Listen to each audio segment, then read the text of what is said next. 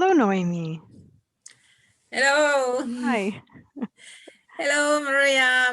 Welcome to our 11th Symposium of Architecture, 3,000, 4,000, 5,000, and Education of the Future.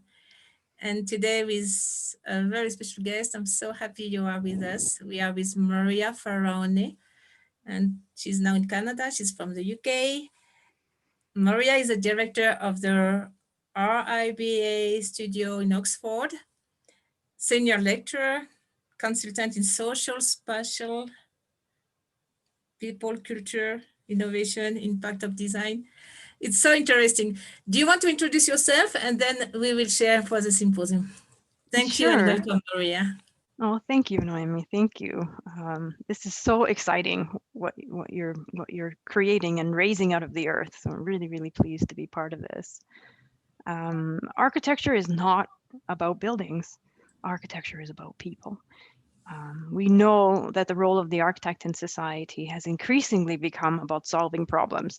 So I'm really, really pleased that all of the work that the students are doing that we work with at Oxford Brookes University and on the RIBA Studio, myself as a consultant, my focus has always been social impacts. And I'm really looking forward to being part of this symposium. And I think there's maybe a few questions we could talk about together. We can have a little discussion as a kind of introduction. So I'm really happy to do that. Yes, we would like to know the impact of design directly on people and all living beings actually. Why is it so important? Or do you have an example maybe? Oh, that's Or such a many? wonderful question. It's a wonderful question. It's the important starting point for students and for architects. When we think about architecture, very, very different from art in the city and art in general, because we carry a massive responsibility for major private and public costs for something that's going to exist for a very, very long time. So our true client is society, it is the individual client group, and it is the environment and all living things. That is the true client for the architect. So when we think about projects, we have to think about every scale of what we're doing. We could think about very specific examples. Some of my favorite examples to think about are projects that try to answer the question of social mobility. So you could ask yourself, how does architecture actually respond to social mobility? You know what? If you look at the faces of all the architects in society, that's where you begin. If the faces don't represent who society is, we don't even need to go to the architecture. Everyone, everyone in society who feels they would like to contribute to that field should feel very welcome to join. And our society needs to be represented by everyone in society. So when you are part of a space in a school, in a university, in a home, in a high-rise building, in a single dwelling house, if it doesn't reflect the way you live, the way you eat, the way you sleep, the way you socialize, then there's something wrong with the way we're designing spaces. And that is a kind of impact that is about inclusion and feeling welcome in society. We can look at that question both on a building level and also on a neighborhood level and also on a citywide level. And that permeates all the way nationally. So the question of feeling included, feeling like your identity is understood and that you can live the life you wish to live is embedded inside of who the architects are and how they think and how they go about their work, either in preserving buildings or building new buildings, designing urban areas, impacting on large spatial decisions on land use. It permeates at all those levels. So that's really why I'm involved here, because of that very special thing we can call the invitation. So, Do you have some work right now, working toward that, you want to share with us? Most of my work right now is with the student projects. Mm-hmm. I've been a practitioner for over 20 years, and I've worked on, single-use dwellings, high-rise buildings, and importantly also in resettlement projects. And I think resettlement projects are probably one of the most interesting types of projects where we see the impact. So maybe I can talk a little bit about that. Please. Um, in cases of resettlement, this is when we talk about resettlement, what we mean is that where something is happening, there could be something happening, let's say, because an area has been deemed a flood zone, Mm-hmm. or something is happening because, let's say, there's a mining project, or there's a transport planning project, or there's an Olympic site. And communities need to be moved. Maybe Mm-hmm. they don't want to move, but normally the rules of a country will require that they move, even if they don't want to. The trick is that people must be accommodated properly. Um, I don't think that there should be the situation of forced resettlement, but when we think about um, the limited choice that people have and the possibility to find a higher quality of life, then there's an opportunity for architects to do a very important social job in these instances. So these are some of the projects I've been involved in.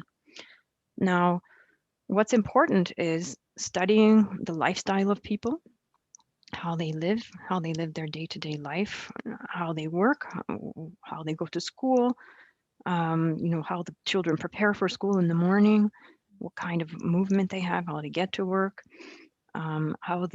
what kind of work they do. So if they're farmers, for example, what kind of land they use, the quality of the soil. And then from there, new land has to be appropriated and new housing has to be designed with them. So with ideas about them. So your client is a huge number of families, and you have to think about what they want, and not only what they want now, but also what they want for the future. How do they want to evolve and grow and change their family structure to live together in these homes and in these communities? So locating the land is very important because it will mean everything from a change in soil type all the way to being able to practice their traditional celebrations in the right way. Um, in the case of one of the groups that I worked with in Ghana, this was some time ago, um, the important thing was that farmers were being resettled and they were cocoa farmers. And probably the most important aspect of their shift was the fact that they learned from a local NGO group in conjunction with the resettlement team. They learned how to increase the yield on their cocoa so that they actually had a better yield. What does this have to do with architecture? Well, as architects, we're helping to find the land. We're helping to facilitate the storage of the grains. We're helping to facilitate the type of family structure they have, which may not be the same family structure that the architect knows personally. And it means long term that eventually there will be a better quality of life, not just for the current generation, but for future generations. And in situations where you're working in societies that are less wealthy, developing nations, or global south countries, global south meaning that most of the countries in the southern hemisphere are developing countries, it's very, very important that these, what seems like small changes, have massive impacts. And the only way to understand them is to be very involved with the families, to understand their day-to-day life, and to integrate those to the design decisions on the design projects, and to work with the local architects as well. So I know that's a kind of international example. There are other kinds of examples that I also work with, which are a little bit closer to home. I give kind of, let's say, advice and all the way up to design drawings for families that have people with some kind of disability at home. And disability could be people born with a disability, and then as the child ages, the home has to be adapted. And so these are really, really incredibly important changes because they're both psychological and social, apart from being physical and material. So the architect is, in a way, a person who has an insight and a deep, deep empathy into humanity in order to be able to tap into what people really need and to use your imagination to offer wonderful opportunities to be able to achieve what it is they're after. So that's kind of the two things I'm involved with at the moment. So we're thinking about at the moment. Oh, Maria, you will be such a good anthropologist. Actually, you are, and you can blend it with architecture. This is amazing. I feel so lucky that I've been able to do these kinds of things. So, and to work with so many different and really, really, really exciting cultures and to learn from them in all the different ways that they have the same values in a way, but put them into place in everyday life in very, very different ways. May I ask you another question? Of course, please. We all know we are into tremendous transition time. And I'm thinking a lot about the towns, the cities. Where I live is not pretty. I mean, so many cities will need so much remodeling. So we can live at least more relaxed inside the city. What if you had a plan? Let's say you are the mayor of an entire city and you have unlimited fund.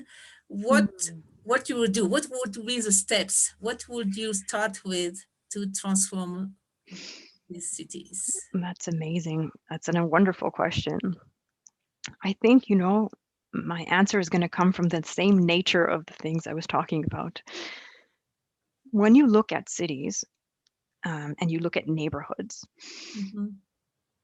and you snoop around, you start to see that people are by themselves very organically doing things and trying to make things better, trying to create cohesion, trying to create more usable green spaces, trying to lessen traffic, trying to make places safer, trying to ensure that there is support, particularly during COVID, support with older people or people who need help with getting basics like food and a little bit of friendliness. And what's interesting is when you look carefully at what people are doing, that's where all the answers are. That's like a resource, like you can mine that activity that people are already undertaking and take that to the next level. So as an architect, the most important thing is to observe and to listen. And then you will not only become clearly attuned to what the real issues are, but also how organically people are already starting to address it. One of the most interesting places in neighborhoods and cities is places where immigrants go to. They're interesting because when immigrants choose a place in a city to go to, there will be already some kind of support mechanism in there. That's why they were drawn there. Immigrants have a lot at stake. Usually they've left their home. They may or may not be with family. They may or may not know the language. They may or may not have a job. And so when you watch them to embed themselves in a society and evolve and contribute to the society, those decisions they make and the places that they are able to thrive in can tell an architect so much about how cities of the future need to be shaped. Because if you can shape it for that very vulnerable situation, then you can make life and quality of life better for everybody. So following that trail of what's happening, you can learn a lot about what to do. And I think the cities of the future are cities that are going to be shaped in ways that allow people to self-thrive. It's not about necessarily putting things in place for people to, to help people. It's actually to create the space within which people can be independently helping to solve their own problems and creating quality of life for themselves. And the immigrant situation, and I mean, this was also my PhD research for many years, and also my personal life, and many of the resettlement projects I've been involved in has been this kind of inspiration, which it's that inspiration that just keeps on giving. Yeah. So there's always so much to learn from Wow. that. This is so inspiring. This is a revolution. I think so. And So, it's Maria, interesting. talking about your Yeah, PhD, would you like to tell us why and how you end up with this kind of subject? That's so interesting. sure. Well, my PhD was about how we as designers in the city, architects, urban designers and planners, we can create cities and neighborhoods where people can self-determine. That's essentially in a Wow. nutshell. If people can be influenced by design of cities and spaces in order that they have more access to freedom to self-determine. And it is a case, and it is such a case. In my PhD, I looked at very, very challenging situations.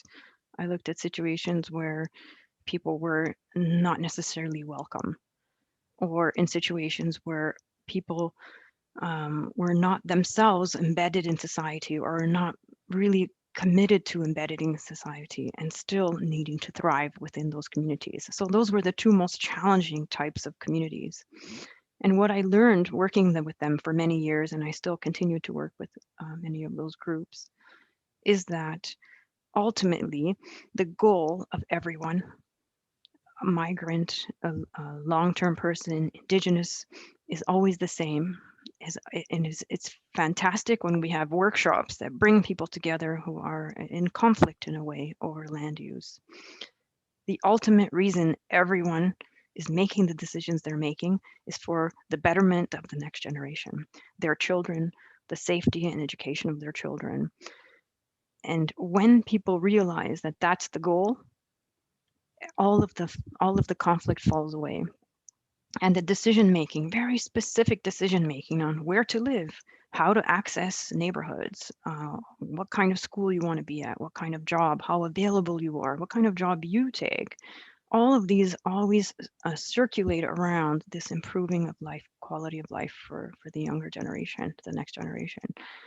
And it has been such a wonderful and organic way to reveal that every time there are workshops related to land use. That seems to just get rid of all the conflict almost immediately, because people are revealed at a deep level of humanity and they see that they are all the same. And this has solved things. And it's funny, I keep coming back to the question of, I'm an architect. So as architects, we design things. You could design an event. You could design a system of, a gaming system. You could design a way to have a conversation. You could design a series of questions. It's the answers that you use to help you design things. But that first step, that first thing that I'm calling design, is way more important than the physicality you design later. So that's all Wow. coming back to the education. If I'm going to put it to us, if people wants to know more, is there anywhere they can access to your material ideas? How can they be in touch with you? I'm sure you just trigger something everybody's resonating inside. So I'm sure Well, they'll be in touch with you. if I would love to have a conversation with people, I've published a couple of papers. I wish I had published more. I'm teaching so much, but that's just an excuse. I should be publishing more. And I'm going to be inspired by you, Noemi, who you're publishing some great books. There's two things, two ways people can contact me. One is through the RIBA Foundation. The RIBA Foundation is actually an academic course. It's for students all over the world to take a course with us online. and you work with a tutor online that you meet one-to-one with, and you can, you study with us, and you can study these things on the course. It's up to you to lead the subject area. And it's designed for people to start to think about what it means to be an architect, to develop a portfolio, and to get your first hours in practice. And we know that bringing those two things together, the portfolio skills and the first hours in practice, it really commits people into believing that they can be architects. So if you look up the RIBA Foundation, you can find me. I think it's quite easy to find me that way. And in terms of my consultancy work, I mean, I think it's just looking up, contacting me. I mean, it's it's something that has enriched me as a human being to be involved in these kinds of projects. So I feel incredibly lucky. I mean, if you're lucky enough in your life to do the things that you really believe in, and that you feel so excited about, and that you keep learning through every day, then you're very, very lucky. And I think the field of architecture is so broad that it has that room for you to choose the things you want to do. So the RIBA Foundation is a course that I designed with the RIBA and with Oxford Brookes in order to allow people to discover what it is they want to do, what kind of architect they want to become. Beautiful. And to close this up, not only for architects, but in this symposium, we have a lot of teachers, parents, families, people involved into education that believes that we can make a difference. What would you recommend them? I think that, I think that it's not just the field of architecture. I think the element within the field of profession of architecture, the humanity and the empathy of the person behind the profession, is the most important thing. If you are within a creative field, and I think anthropology is just as creative, because to understand people, you have to be open to creative thinking. Mathematicians are creative thinkers. I think that our world is changing at such an incredible pace. And it is the young generation, it is the next generation that has the tools. You're equipped with that confidence, that technological confidence. You're equipped with the dream and the desire for what you can do. And unfortunately, you're also given a lot of really big issues that no other generation has ever faced. So I feel my role as an architect and as an educator, and I think also all those parents and teachers are here to support you as you grow up in the profession, to do the wonderful things that you're ready to do. You're going to be ready to do, and all the things you're going to face. We're here to support you in becoming the kind of people who can do that. Thank you. Thank you, Noemi. Wow, what an interview.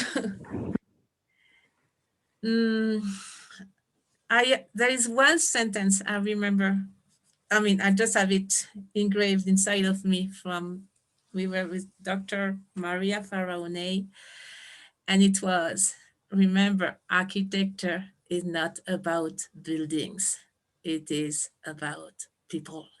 So we will take this and meditate on that. Thank you so much, and we do keep in touch. Thank you, Noemi. It has My been pleasure. a great pleasure and honor to be with you today. Thank you.